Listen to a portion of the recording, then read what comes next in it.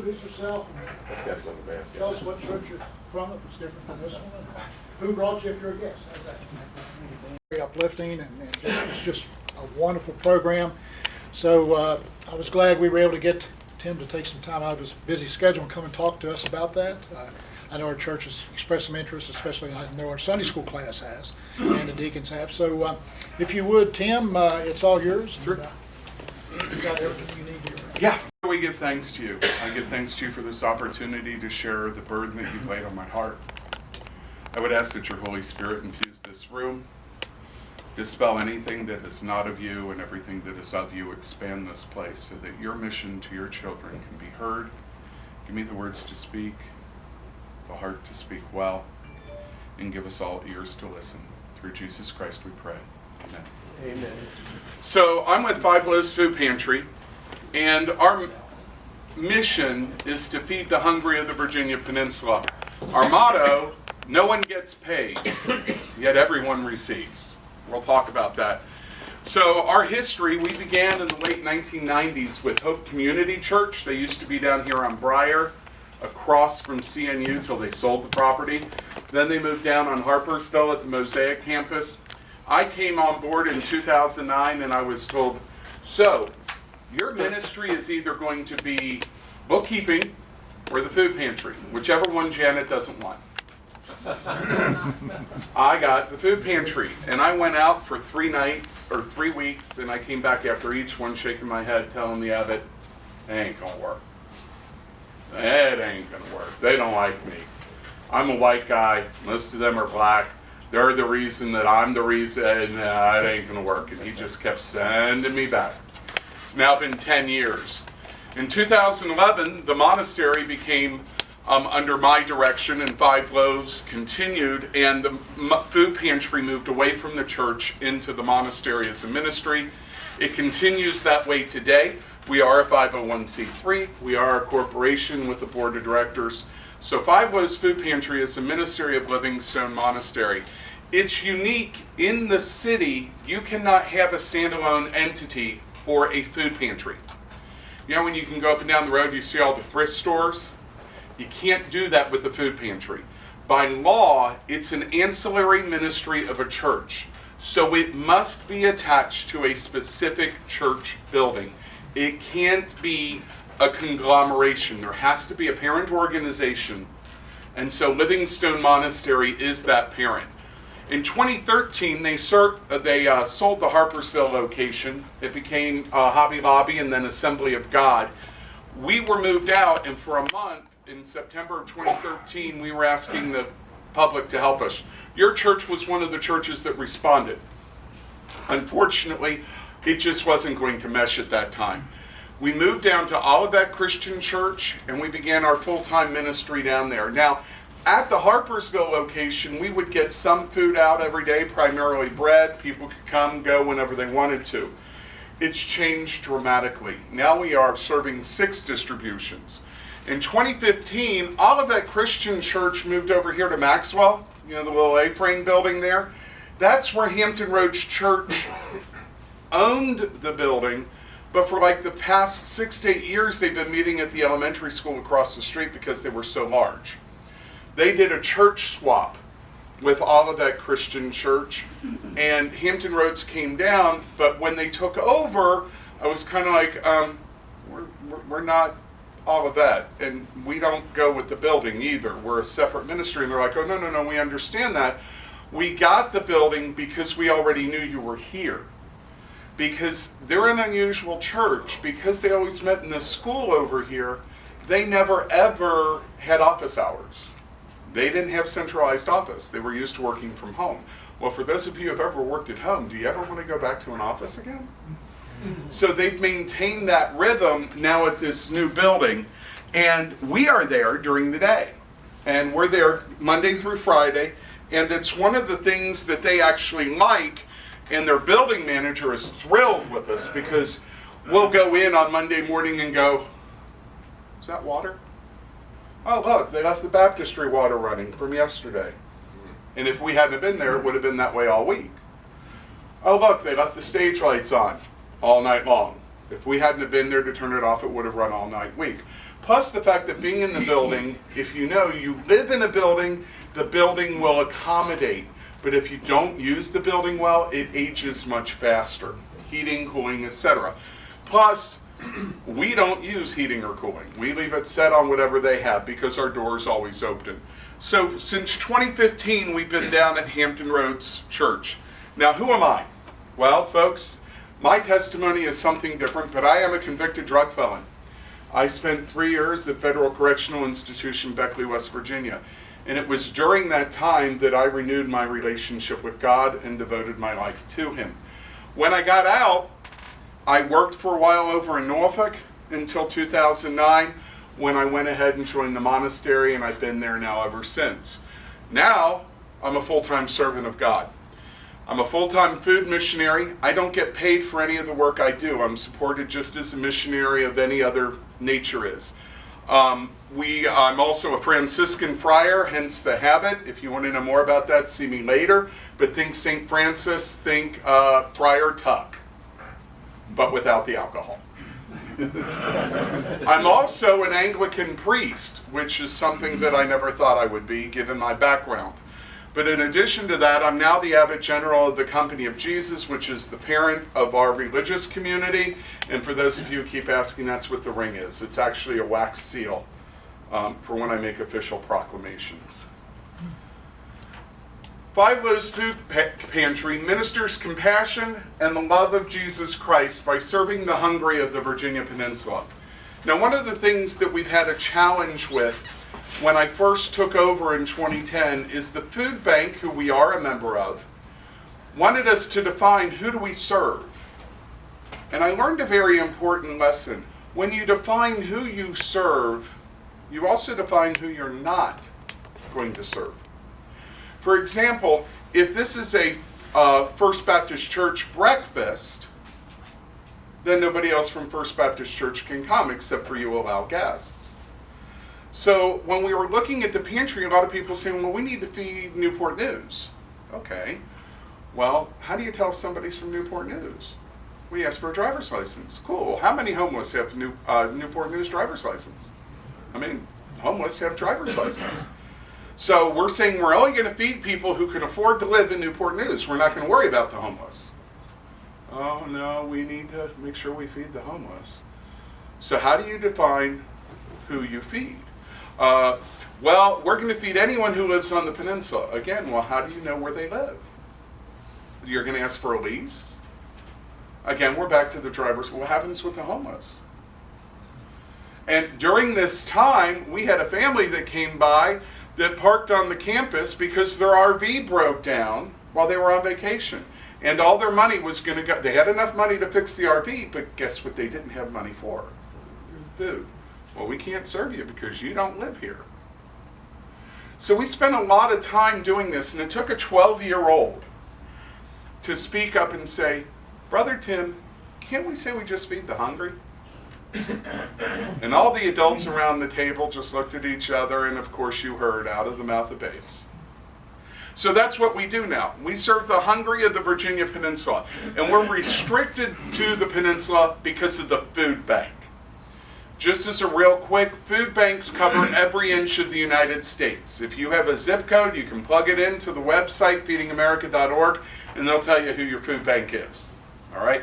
In Virginia, we have 7 food banks. Some states only have 1. All right? So our food bank says we're restricted to the peninsula. Now, what's food insecurity? This is really important to understand in our conversation. Food insecurity isn't hunger. It's not that physical sense of an empty stomach like when we fast. All right?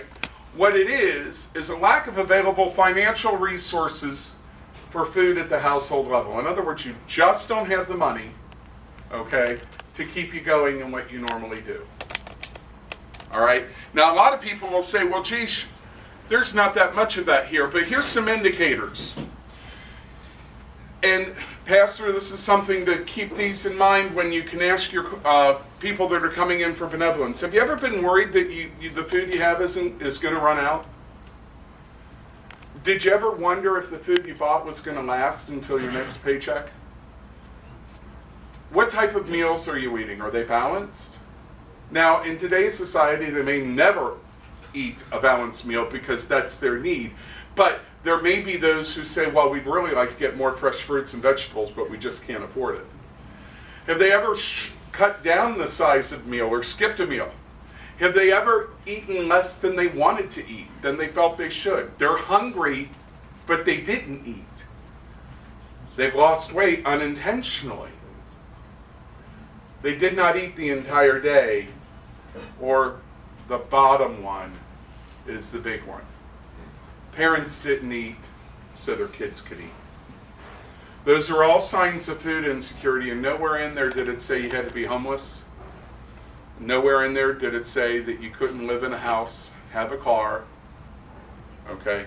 This all deals strictly with food insecurity. The Virginia Peninsula Food Bank has the highest rate of food insecurity in the state. We're at 13.9%. I have consult across the United States with other areas of food pantries. I have a county right now in Ohio that they can't understand why their food pantry isn't working, and that's because the food insecurity in their county is 1.4%. They just don't have a need there. How many of you who have ever lived here in the past year read in the newspaper about Newport News public schools are all giving away free food? We're one of the few that I've ever heard that. This is why. Newport News has the highest rate of food insecurity in the Commonwealth. With the exception of Hampton, we're tied at 16.8%. Now, in this conversation presentation here, we'll be keeping my political views and your political views out of the conversation. Matthew 25 tells us, when I was hungry, you fed me. We didn't go into the political ramifications of it. But the reason why Newport News started feeding was because so many kids were getting free meals that the paperwork was astounding to keep them separated, and also bullying was a major issue for people who were getting free meals. 15.4% of all children on the Greater Peninsula come from a food insecure home. If you were with us Tuesday night, I told you, do not be surprised if you see somebody you know come through our line. We had a youth minister who was working with us, and he was so busy working one day when he looked up, he had no idea across from him was his daughter's best friend's mom. And he had no idea. But he felt so guilty because now that he knew, he could see all the telltale signs. And he just wasn't prepared to deal with it. So who do we serve? The hungry. These are some pictures of our friends. This is one of my family pictures because we are a family there. Those of you who were there Tuesday, hopefully you realized this isn't a distant third-party relationship. We're family. We laugh together, we cry together, we sing together, we eat together. And all out there, I can point out various people. We have a gentleman there who's a grandparent who has custody of his 2 kids and works full-time, but because he's got his grandkids, he qualifies for food assistance. We've got somebody up there who had emergency cancer surgery. We have students. We have every sort are in my family. Some of them were great, some of them are not. Now, this happens almost every day of the week during our food distribution. I have a collection of kids. Moms come in. We give their kids suckers. They sit down. We chill. Mom goes shopping. We don't babysit. They babysit themselves. This is part of our pantry distribution. Now, one of the things that we do is we try to keep people anonymous. So if you see me, and I've been so trained in this, if you see me in a grocery store and I ignore you, it's because I ignore everyone. And here's the reason why. Clark and I see each other. Hey Clark, how you doing? Oh my God, he's going to the food pantry to get food? Because that's what they see me as. So we want to respect the people that come to our food pantry. But these people have all let their faces be seen. If you go to our YouTube, we have a video. I didn't want to play it for you today, but on YouTube, you can go to 5 Loaves Food Pantry. We have a couple videos where you can actually hear these people give their testimony about what the pantry does. Notice that we've got 2 anonymous faces. We'll get into that in a moment. Who do we serve? We serve the old and young.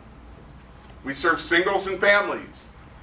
36% of the people we feed are grandparents with grandchildren.